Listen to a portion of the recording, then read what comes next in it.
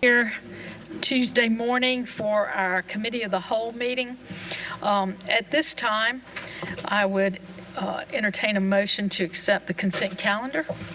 Approved. Is there a second?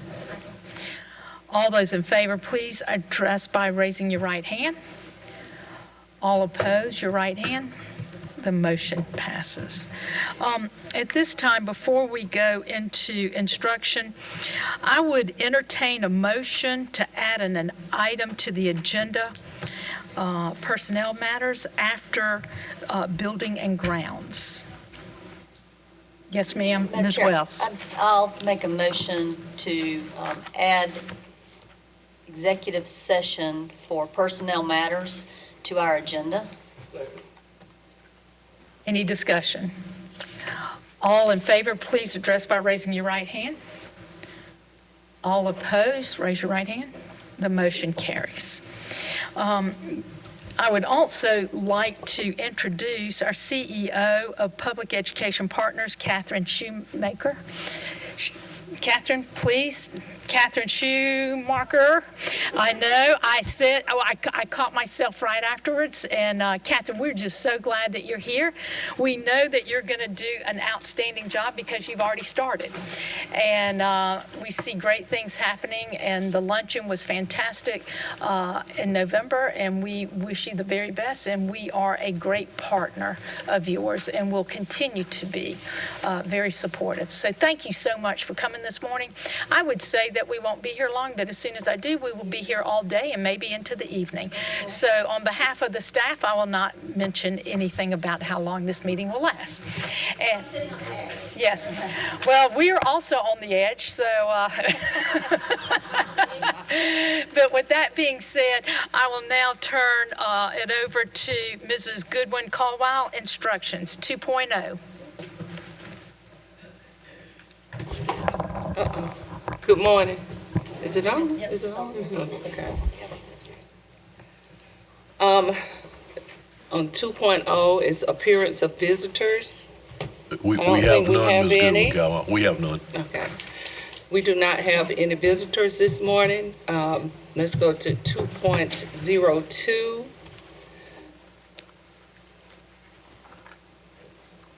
Which is Fountain Inn High School curriculum.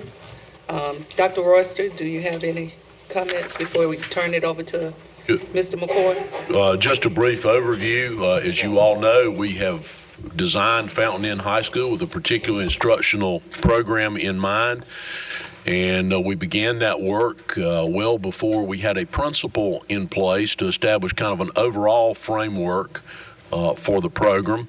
But since having appointed a principal there, it has been Maureen's responsibility to take that framework and flesh it out in great detail.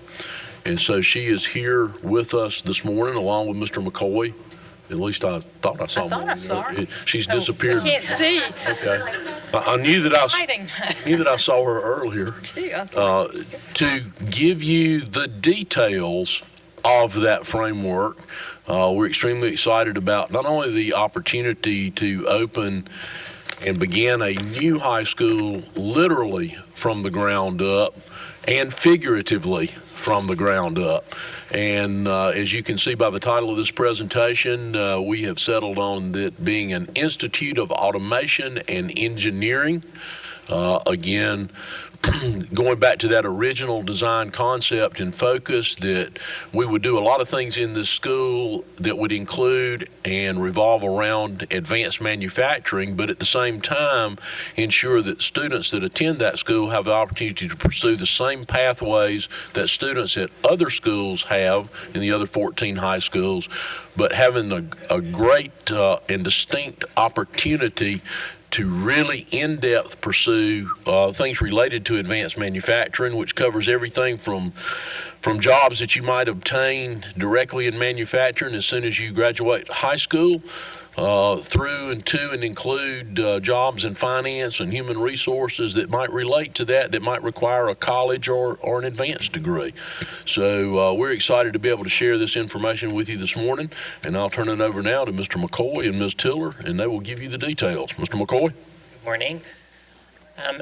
As Dr. Royster mentioned, academics was involved, like we are in every new building or new school or new program, to kind of work through setting the framework, and then are fortunate enough to be able to pass it off to a very capable principal. In this case, Ms. Tiller, who has taken the framework and run and put a lot of details of the framework that she's going to kind of cover with you today. I just want to remind you of the framework we follow in Greenville County Schools when we design new schools and new programs. You've seen the graphic many times before.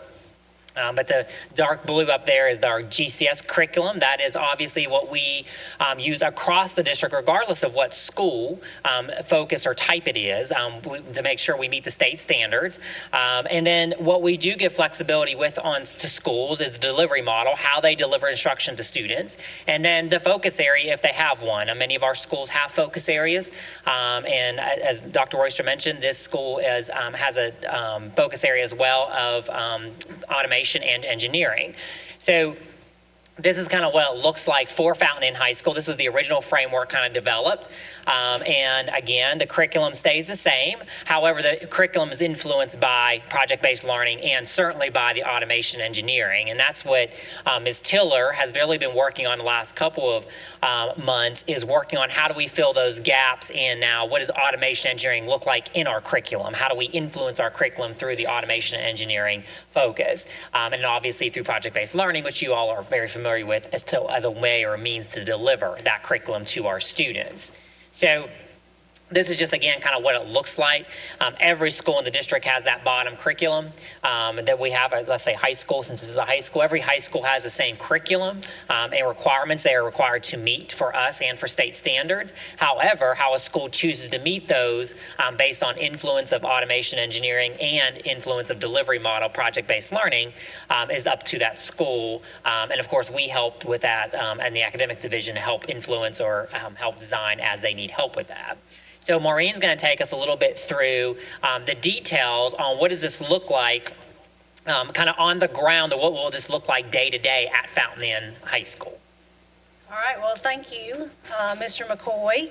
Good morning. Good morning. I'm glad to be in front of you guys today. Really, like Mr. McCoy said and Dr. Royster said, we have been focusing our scope of work over the last couple of months on three major goals, and that is to provide students with new challenges and opportunities that go above and beyond the standard high school curriculum. Just like Mr. McCoy said, all Greenville County schools, all those traditional high schools have a standard high school curriculum, but what in addition will we do with automation and engineering that is going to go above and beyond and be challenging and provide different opportunities for our kids? We're going to connect kids to the community through job shadowing, service, mentorship, internships, and apprenticeships. And what that looks like is developing key experiences all along the way within pathways, as well as 9th through 12th grade, to really make sure that our students have opportunities outside of just the regular classroom to practice their skills that they're learning in the classroom, and then those 21st century skills we're so concerned with and really are having a focus on. And then prepare students to be college and career and citizenship ready by offering pathways to certifications, associates, bachelor's degrees through partnerships with upstate colleges and universities. And really our focus of looking at college ready is, are they ready for 2 or 4 year post-secondary school without remediation courses in math and reading? That's a big issue right now, that students that are graduating from high school, even if they are coming into a tech school or they're coming into a 4-year college, still need to be remediated. So we want to make sure that they are prepared without remediation to go straight into whether it's an industry certification course, technical school, or bachelor's degree, associate's bachelor's degree, or straight into work. Those high school courses that are available at all of the other high schools will be available at Fountain Inn High School, or that is the plan. So all the courses in your core courses, English, math, science, and social studies at a variety of levels, AP, dual enrollment, honors level, college prep, as well as fine arts, band, strings, chorus, arts and drama. Foreign language will be available. yearbook, broadcast journalism, and then just like the other high schools, each year as we plan for courses, as students go through the IGP process, that individual graduation plan process, and we look towards the next year and they choose courses, we will be able to decide what additional courses we'll need to offer each year to plan specifically for our students as they come up through 9th through 12th grade.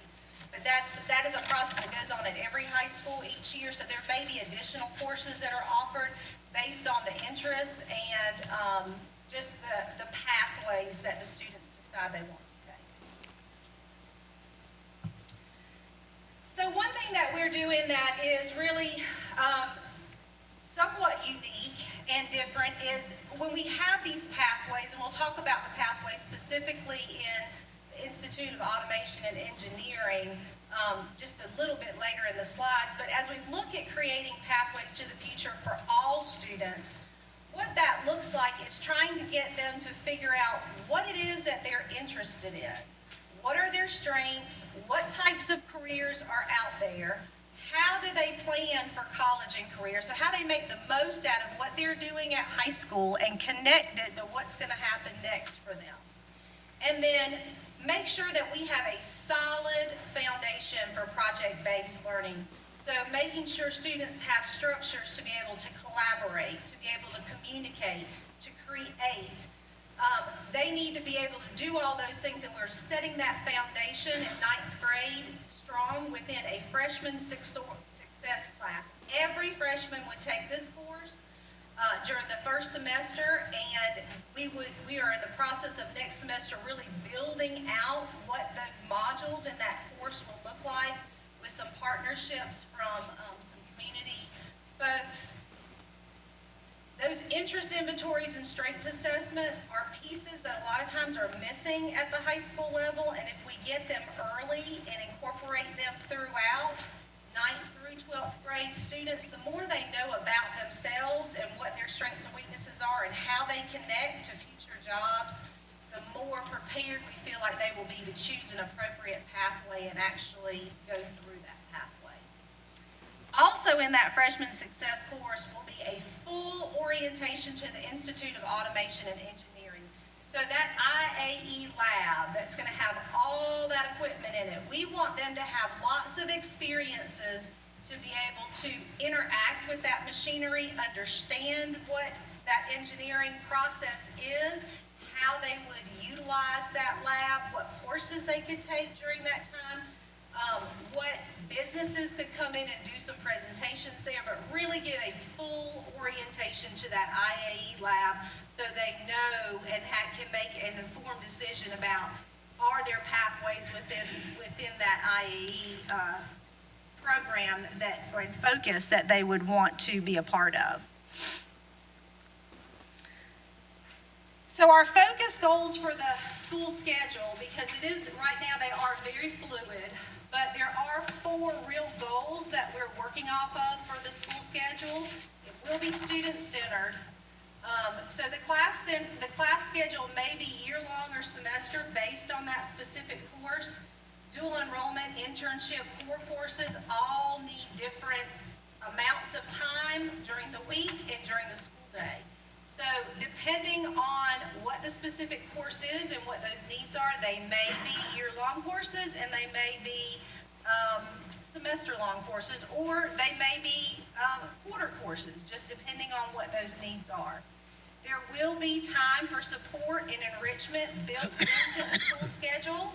So time for students who are struggling in courses to be able to have study group time, time with teachers for academic tutoring, any other additional supports, mentoring that might need to come in, and then also enrichment. So if they are working on projects together, they may have some time during the school day to work on those projects. Clubs, organizations, those times will be able to meet during the school day. There are possibilities right now for independent learning time, and those will stay in the schedule. For those of you that are familiar with more of a flex mod schedule that River Bluff had designed, I know a couple of you had gone down to visit. There is that independent time where students do not necessarily have time that is scheduled in the day by adults, and they get to self-select where they are going, whether they need assistance for an extra course, they want to take a course online, they are going out to do some job shadowing. There will be time within their schedule for them to have independent time to make some decisions about what they're doing during the school day. And then also there'll be time for teacher collaboration and planning that will be built into the day, because that project-based learning focus with the Institute of Automation and Engineering, and that engineering focus across the board is going to take a lot of time for teachers to be able to collaborate across subject areas and across grade levels to really go deep with that. So I talked a little bit about collaboration. We've done made a lot of efforts and a focus on making some collaborations and partnerships and identifying what our resources are in the community over this first semester. The first action that we really took to heart was to re-engage the Fountain Inn High School Industry Advisory Committee. This was a committee that was engaged at the very beginning, like Dr. Royster said, when you look at instruction, driving the design of the high school. That was the group that came in and was able to give feedback. I think they came in for 2 days and really gave some information about what they felt like needed to be involved in that Institute of Automation and Engineering lab, what that school may look like, how that was going to support engineering, advanced manufacturing, and automation in the community. We've also been working with SREB, which is the Southern Region Education Board, with those advanced career pathways. And anything that is in blue in this presentation does have a hyperlink to it, so you can go in and get more information about that. That hyperlink in particular has a video for SREB that talks a little bit about the advanced career pathways. 2 of the pathways that we're going to offer out of the 5 to begin with are SREB pathways. And then also really connecting and engaging with Bryson Middle School and Rudolph Gordon Middle School administration teams, because as our first 9th grade class, there's 7th graders right now, but they will be 8th graders next year, and there are many different transition opportunities that we need to make sure that they are fully engaged in and are aware of as they move through 8th grade and come up to 9th grade. And as you see, these are just some of the different, I joked with Mr. McCoy earlier, I know it looks like, all the industries kind of threw up on this slide. There's a bunch of them on here. But there are a lot of different resources that we've been using. Some of these are big companies, but also some of the smaller companies in Fountain Inn, Simpsonville area are also on that industry advisory board. So it's not just the big name folks, it's also some of those smaller family-owned and operated businesses and industries that are in the machinery and advanced manufacturing field. So in our Institute of Automation and Engineering right now, we have 5 pathways that we are developing out. 3 of them we're very familiar with because they've been pathways that we've been able to offer across the state for a while, and we know how to do that. And those are pre-engineering, computer science, and both of those are Project Lead the Way pathways, and then also mechatronics. Those are 3 that have been around for a while in the state and are very high-quality programs and fit right into the Institute of Automation and Engineering. Integrated Production Technologies and Informatics are the 2 SREB advanced career pathways that are being offered that we are learning more about. They are new for the state. They came on this year, I believe, or at the middle of last year as a pathway that was able to be a completer program through the Career and Technology Department at the State Department. But those 2 we are learning more about and are receiving training on because they are 2 brand new pathways. Integrated Production Technologies is similar to mechatronics. However, it's more of the design of the automation that is actually being integrated into the mechatronics. So it's not about the doing as it is about the designing. And then informatics is really large right now because it is the storage of information in the cloud. So any kind of data right now that is being stored in a cloud, then this is teaching students cybersecurity, how to set the parameters to make sure that that data is stored correctly, and then how do they move data in and out of the cloud.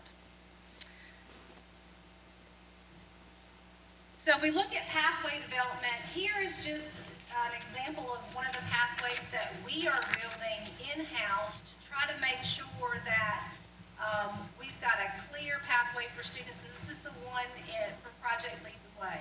So if you notice this, you have I'm almost calling them like bookends. You're going to have what feeds into it for 7th and 8th grade for middle school. What are those building blocks that we want to see for middle school?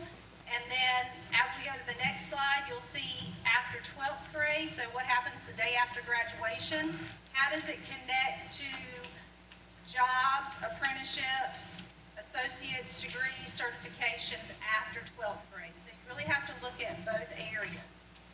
So these are 3 different pathways that start at multiple places, so students can come into those pathways at different times. So you might have a student that comes in 7th grade to a Gateway to Technology course. Really, they could even come in 6th grade. I've just started this one at 7th grade, but we're getting ready to even build down to 6th grade for the Project Lead the Way for engineering. But the Gateway to Technology courses are middle school courses. And then you start the pathway of, the top pathway is the most accelerated pathway. The middle pathway is more of a traditional pathway.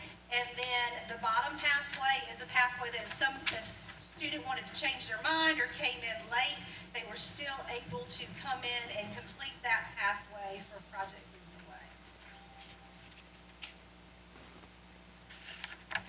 We've been working quite a bit with Greenville Technical College. They are an unbelievable resource, and they have already built pathways to many of the programs that we're working towards for IAE.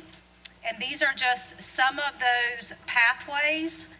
As I said, everything that is blue, that is hyperlinked, will take you directly to a lot of different information that you can look through. But I broke down just 2 of those, one in mechatronics and one, I believe, in computer science, just so you can see in 9th and 10th grade, they've already partnered with Greenville County Schools to map out where students would start taking dual enrollment courses to be able to do a program of study or complete a program of study in mechatronics.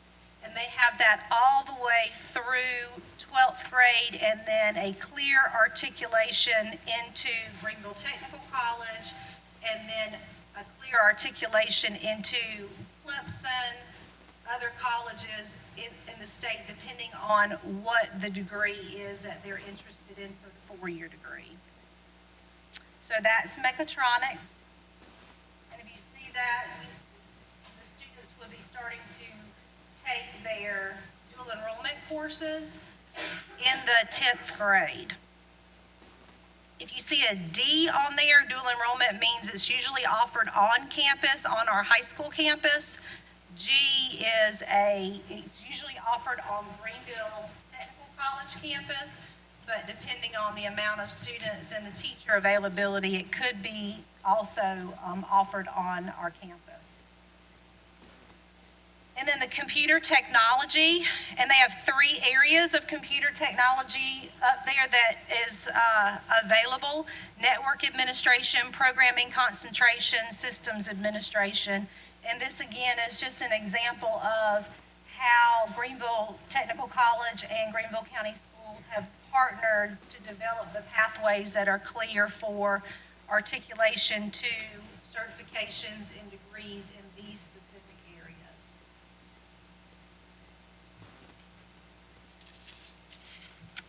thinking about next steps, and I kind of alluded to that just a little bit with really building out that freshman success class and what those modules are and what community partners we're going to bring in to make sure that those students are able to have a clear understanding of what are their strengths and weaknesses, how do they connect to different careers, and what pathways may be available for them. We need to make sure that we are connecting opportunities all throughout those common experiences in the curriculum. So where will they have job shadowing experiences? Where will they go have mentoring? Do we have awareness opportunities that students are able to go through? At what point, usually it's 11th and 12th grade, are apprenticeships and internships available throughout each of those pathways? We're going to continue to engage with our feeder middle schools because we really want to build those firm building blocks at the beginning before they even come into us as ninth graders of what is offered at the school, what opportunities do they have, and where can they start even in middle school, starting to build to be able to support that curriculum once we go into Fountain Inn High School. Then, of course, there's a plan for training of the staff, faculty of staff. Those two new advanced career pathways, those are two areas that we definitely are going to need professional learning for. So we need a plan for that on how we are going to do that. Project-based learning, how we're going to be able to pull project-based learning in and make sure that the faculty and staff that are hired are versed on those strategies. Project Lead the Way is another opportunity for training. If somebody has not already been trained that's been hired, then how do we offer that training for them? And then really all of us as staff members need to be connecting with that business and industry partnership. We re-engaged that committee and met in October. We have our next meeting in February. But as we move forward and build that scope of work for what that group is going to be working towards, making sure that all of the teachers in the building, administration, guidance counselors know what those industry requirements are for the pathways that we offer and how we can incorporate those into the pathways and support our students to be able to do those. And then there's a couple of just additional pathways for the future that go very nicely with the 5 already identified pathways. So as we step out what the plan is going to be over the next couple of years, are there opportunities for automated materials joining technology? That and global logistics and supply chain management. Those two are also advanced career pathways through SREB that we would require training in, but they are two very complementary pathways to what we are already offering. It wouldn't be much in addition to what we're doing other than training. And then digital arts and media, since we do want to incorporate arts into a STEM school and make it STEAM, how do we offer digital arts and media to our students as an additional pathway?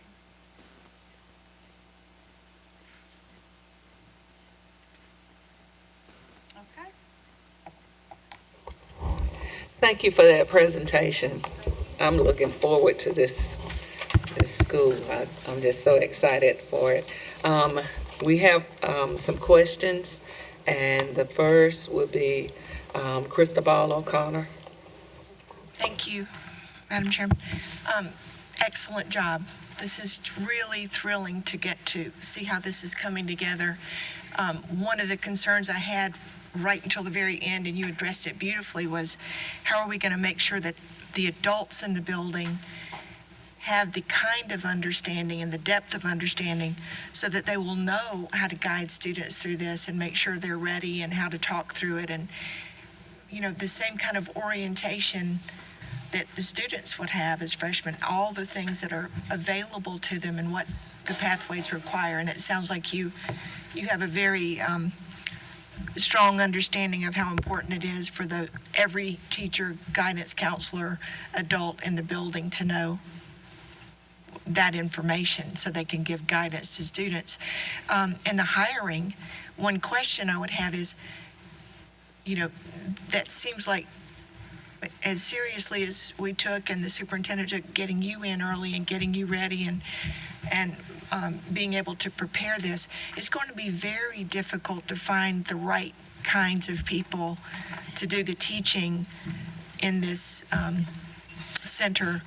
And I wonder what strategy you have right now so that because it isn't like just putting it out there for typical teachers. So what's going on with your thinking there? Definitely, and I think that one thing that you all have done to really set us up for success here is to come in one grade level at a time. And I know that's difficult to be able to do, but if you're looking at high-quality staffing and the types of folks that we're looking for with faculty and staff, to be able to hire one group at a time and really get them trained and versed and routines in place before you're trying to hire another group is, really is an unbelievable opportunity as a principal to be able to do that. The high-tech positions like mechatronics, integrated production technology, informatics, those are going to be challenging because you're probably, and I don't know for sure, but you're probably looking at somebody coming out of industry to do those. We know how to do Project Lead the Way, the pre-engineering, and the computer science. And mechatronics, we usually pull somebody from the industry to be able to do that. But definitely with these high-quality or high-tech positions and trying to get high-quality folks in there is going to be a challenge. So leaning on everybody for recruitment. But being able to do one grade level at a time is amazing. Do you have thoughts currently about how and when you will do that broader recruitment outside the typical teacher recruitment? We have been meeting with Human Resources to develop that plan on a timeline to step that out on what positions would need to be hired when, and then they'll make a recommendation to the executive committee. Okay. The second thing is that I loved what you had to say about flexibility in the schedule. I think this board, and through our policy too, has recommended that need for flexible time during the day to either get help or do work together or individually in your projects. But it sounds like you're going further into what I would imagine would be some shorter classes, longer classes, whatever it takes to meet this curriculum. And some of the advanced manufacturing that I've seen in high schools would even build it up so that by the time you're a junior and senior, you might need to double block something so that you're not just rushing in and out with setting up the work, but you've got longer periods of time. So it sounds like you really have every intention of creating that kind of flexible schedule, and I applaud you for that because I think that'll be very important in this setting. I believe there's a hands-on kind of learning lab other than the big, more manufacturing lab, which I would imagine all students would be able to get access to that kind of project-based learning, even if they're not taking any of these pathways. Is that accurate? Yes, and that's part of that independent learning time. So if students are working on projects together or they're meeting with clubs, say the robotics club, and there's big spaces, learning spaces, or teachers coming in being able to, since teachers will be instructing in spaces that meets their needs for the time. Not necessarily everybody has their own four-wall classroom, but looking more at the learning spaces in the school and how what they're doing in their classrooms guides where they are in the building. They could be used for project-based learning. It could be used for direct teacher instruction. It could be used for groups and organizations. There's going to be multiple opportunities for the spaces in the building to have different reasons or different purposes. Well, thank you very much, and it's going to take me a little time to adjust from talking about advanced manufacturing and engineering to kind of incorporate the title and the way you're talking about it and understand those relationships. But I think it will be important for you to help us with that because we want to help create the messages in the community for these partnerships and for families and students. And it's a little difficult to get your hands around when there's so much new involved. So please keep us informed as you are going through these definitional changes too. So thank you very much. I'm glad you're here, and I think it was an excellent presentation. Thank you. Thank you, Dr. Ball O'Connor. Linda Levitas Wells. My apologies, I've been consumed because my account has been compromised and emails are going out to everyone, so do not respond to them. Do not do good.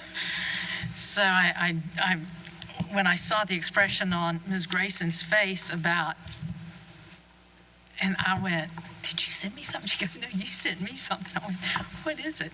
So I apologize. I just wanted to tell you, Ms. Tillman, that I'm very impressed with your presentation, your knowledge of this background, and the direction and vision of Fountain Inn High School. I cannot stress how important it is that we do offer different programs in different schools that make it available to all our students if they wish to attend those institutes. I noticed that Megatronics pathway was spelled correctly by you, and that Greenville Tech misspelled Megatronics. Shame on them. Do we need to teach them grammar and spell check? Because I find that quite interesting on all of their material, and I'm sure this has been printed off. And so they've wasted an awful lot of money if they're trying to get students to come in and be way ahead of the game and prepared. So I guess we have to prepare them in all areas. So, yeah, just tell them that we picked up on a misfunction on their part. But with that being said, I do love the direction, and I was with the newly elected mayor on Monday, and he is very excited about Fountain Inn High School.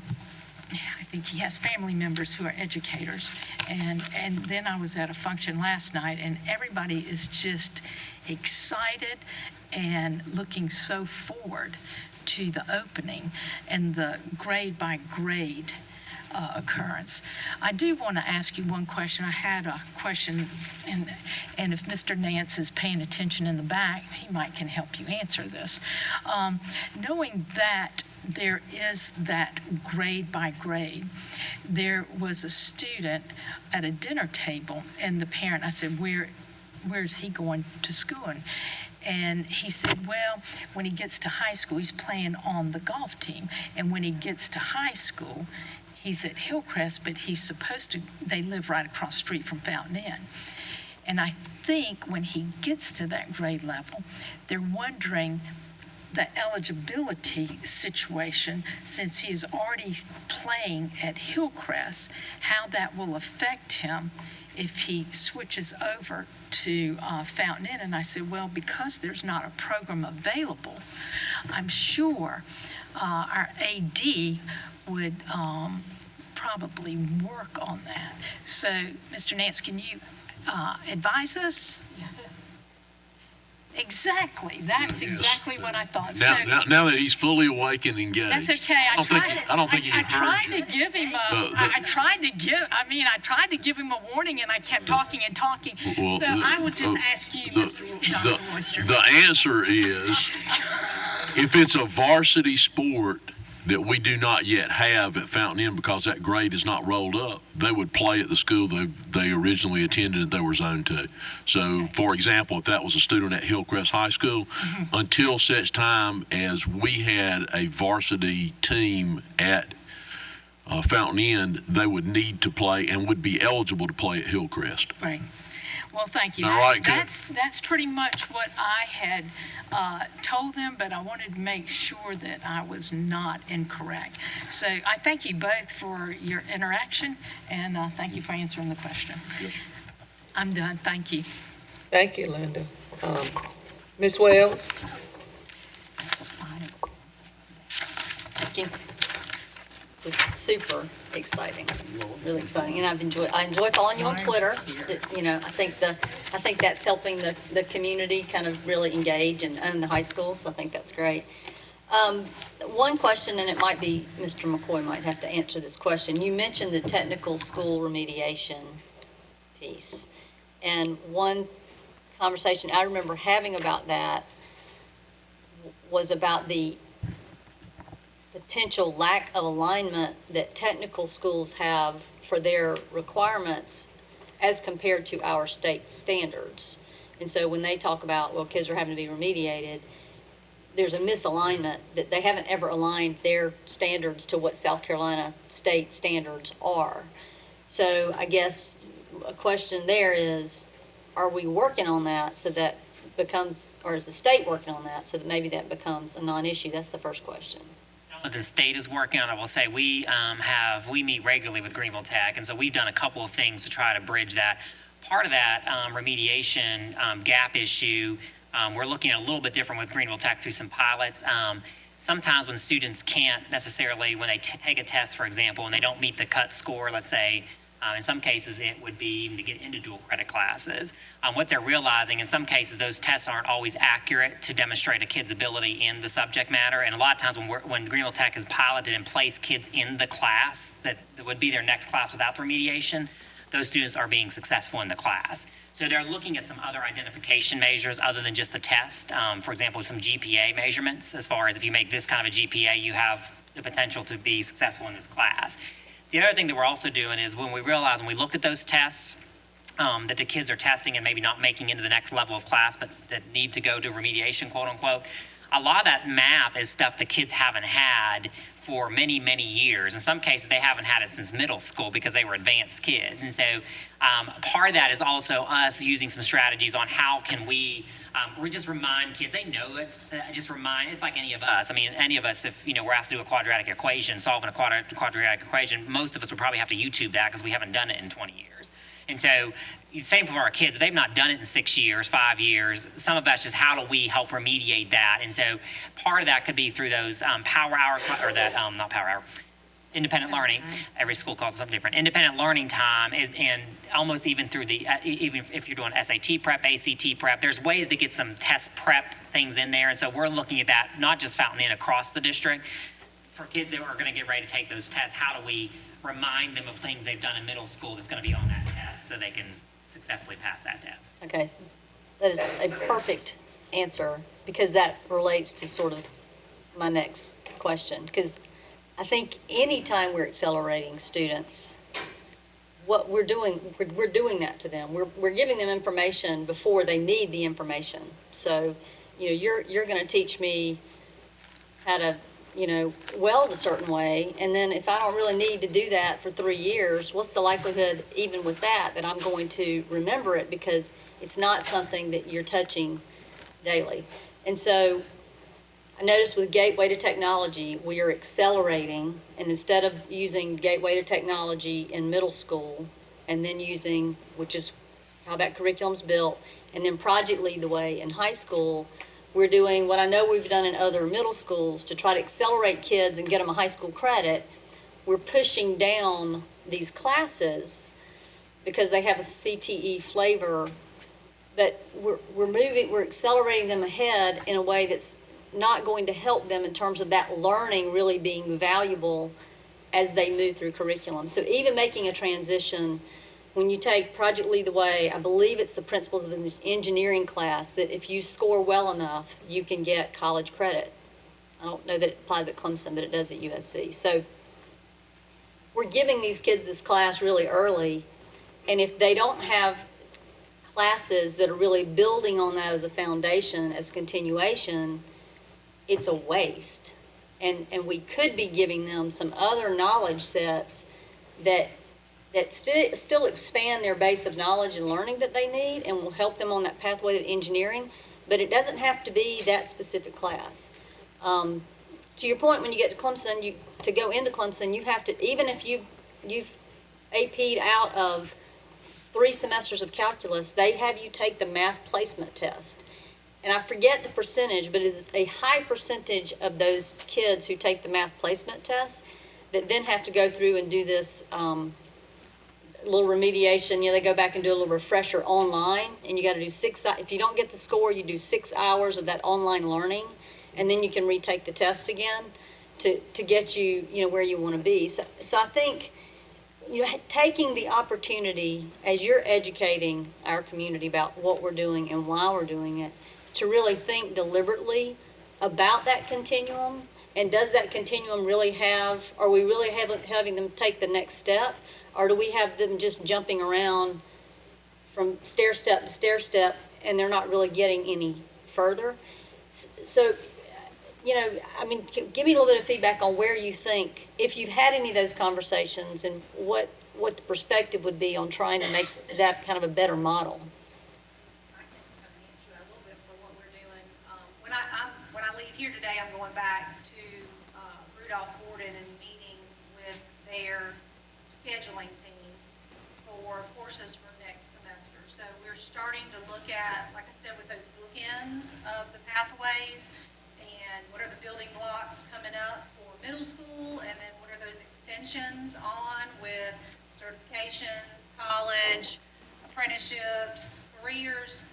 Right now, all of that articulation a lot of it has been done very clearly up at the top end, because they're there for the students to be able to follow. However, looking at those building blocks of where they come in to Project Lead the Way with the Gateway to Technology, there are I think 6 courses that we can offer. So we are going to purposefully place those at Rudolph Gordon, but also share with Dr. McDonald and see what else, could be some possibilities if they want to step those out from 6th through 7th and 8th grade. So automation and robotics would be great for an 8th grade class to go straight into for Fountain Inn students, but it may be that students at other middle schools and other feeder programs may be looking at different pathways with the Gateway courses. So there's lots of opportunities in there. They just need to be purposefully planned as those foundational courses. Okay. So when you're thinking about those connections, I guess the piece, I was also thinking about what the opportunities are, and then how does that connect back to any sort of arts? How do we make an arts connection there? And so, bringing back some good old-fashioned industrial design classes. It broke my heart when Malden kind of ran out of space and ended up capturing that lab and doing something else with it. But, integrating something like that, I think, would be really a cool way for us to, you're tying together the manufacturing, the automation, and those pieces, but there's this artistic piece of you're building and designing something. So I like the idea of trying to figure out what those other pieces are. So help me, like Dr. O'Connor, help me with automation, sort of define what we're looking at, because that's a more specific piece than advanced manufacturing. So really, just talking through with advanced manufacturing and working a little bit with Eric Williams and the Industry Advisory Board.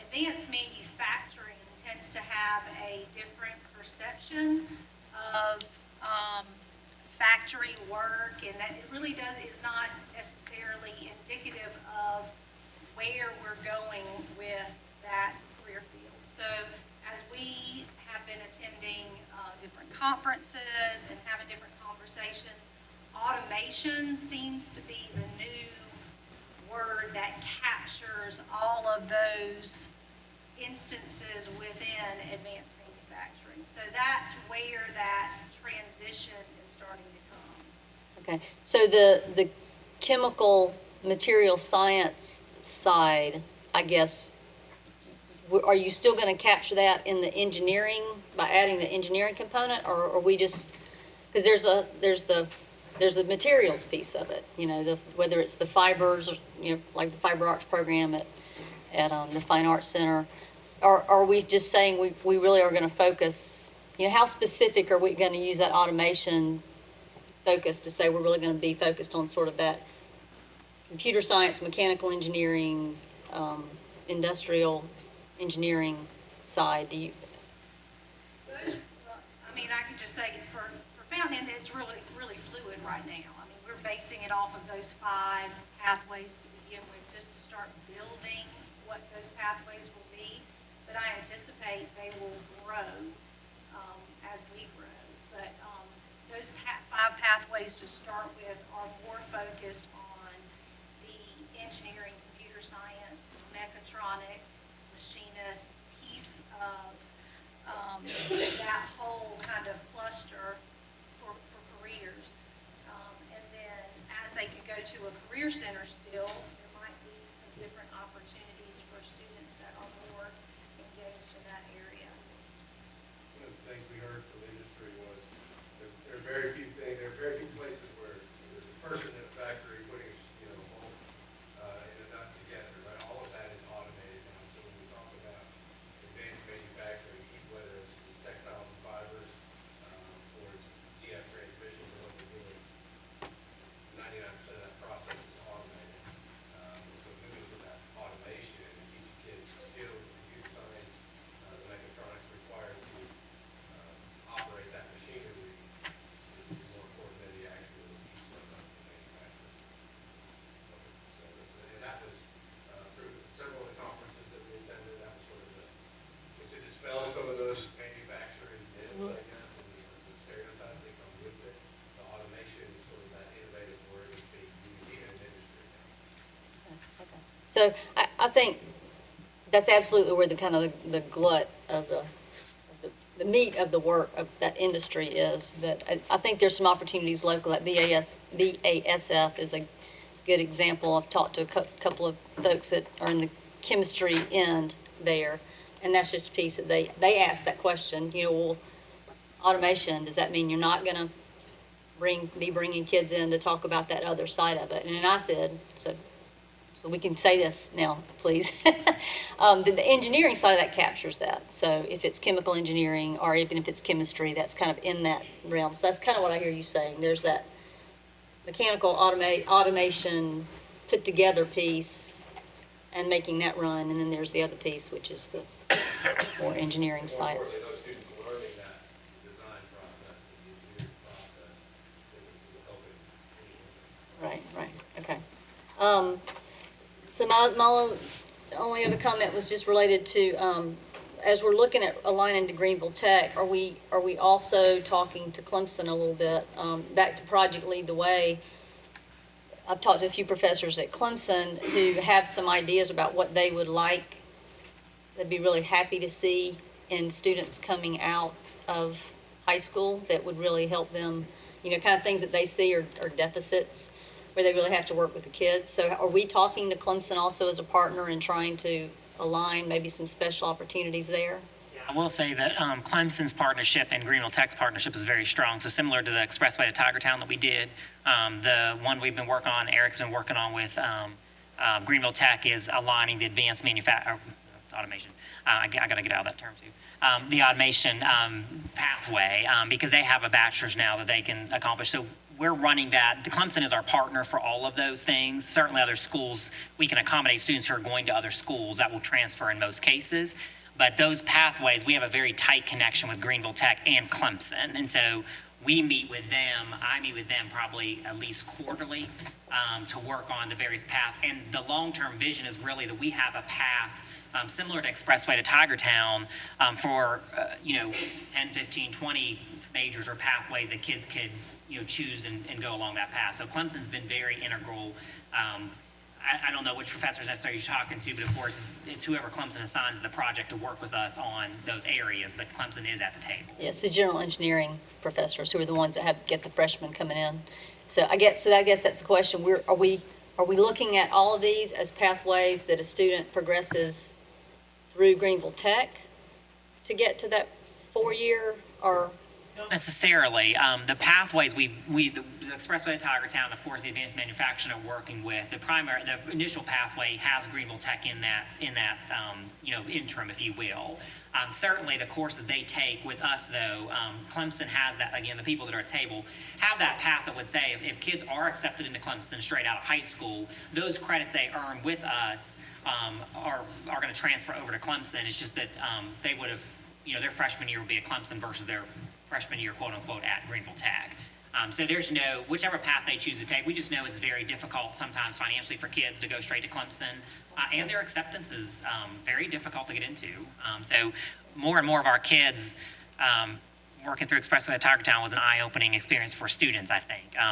A lot of our kids, when we went back and talked to, said, I always thought from 8th grade I was going to Clemson, and I didn't get into Clemson. So a lot of our kids, I think, are realizing that is an aggressive acceptance, rate. And so a lot of our kids are realizing Greenville Tech's a really great, or technical college is a really great interim that can save you some money. And, if we can work out these kind of deals the same way we work with Expressway at Tigertown, that if you maintain the GPA, you're automatically accepted into Clemson.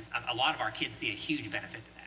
Well, and just the transition is much easier, Yes, so I think that's true. I like that. And, since the average teacher is coming out with $26,000, I think that was the number we heard this weekend.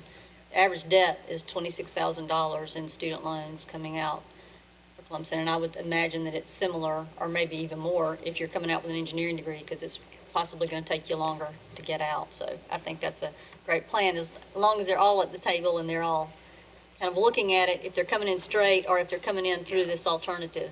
That's great. Yeah, I would say that the representatives at table of Clemson, they are typically, when we meet, then they're going back, Greenville Tech goes back to their faculty, and Clemson goes back to their faculty, and then we're coming together as the kind of heads of departments to hash out. Awesome. Okay, great. Well, thank you. I'm really super excited and love watching it. So thank you for keeping us engaged through social media as you develop all this. Thank you, Ms. Goodwin-Caldwell. Thank you, Ms. Wells. Mr. Lewis? Thank you, Ms. Goodwin-Carl. This is just really exciting what is planned here. So just a couple of clarifying questions. So I know this is being presented for information only. I'm confused about what types of curriculum processes the board approves and what they don't. So will the board be asked to approve the Fountain High School? No, sir. The board's approval would be for courses that we don't currently offer. So all of these are courses we either currently offer or they're pre-approved courses from the state.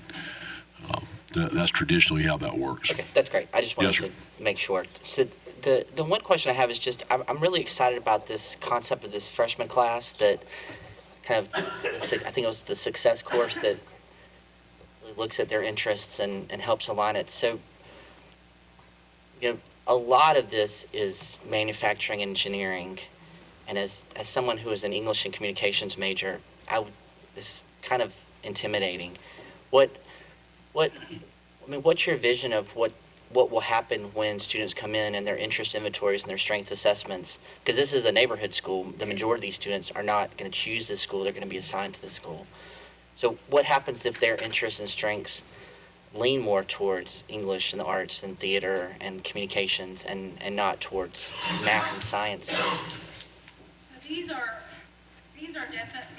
those 5 pathways are the pathways right now that we're building within the Institute of Automation and Engineering. Mm-hmm. However, you have to remember that this is a comprehensive high school, just like all of the other traditional programs and courses that we have at other Greenville high schools, we will have also at Fountain High School. So we're going to give them every opportunity to be able to learn more about themselves, to know. Sometimes they don't know what they don't know. So understand what is available in the Institute of Automation and Engineering, how that might fit into some of their interests, what is available after they get out of school, so speakers coming in, going on business and industry tours, job shadowing, those types of things. But if they say, forget it, I'm not interested in any of this, then there are multiple pathways with career clusters that we already offer through Greenville County Schools that will be available to all of those students. One thing that we heard, we just were able to go and visit with Apex Friendship High School in Wake County. They have a they have a career academy, which is what they call their advanced manufacturing, smaller learning community. And many of the students that we got to speak with that were on the student leadership group there made reference to engineering as a process, that they were not interested in engineering, they were not going into an engineering field, but how much that engineering as a process helped them identify problems, work collaboratively with groups of people to be able to solve those problems, and then communicate what the solutions would be, take feedback, and go back and revise. So they had a lot of focus on engineering as a process, even though they were not interested in being engineers at that time in their life.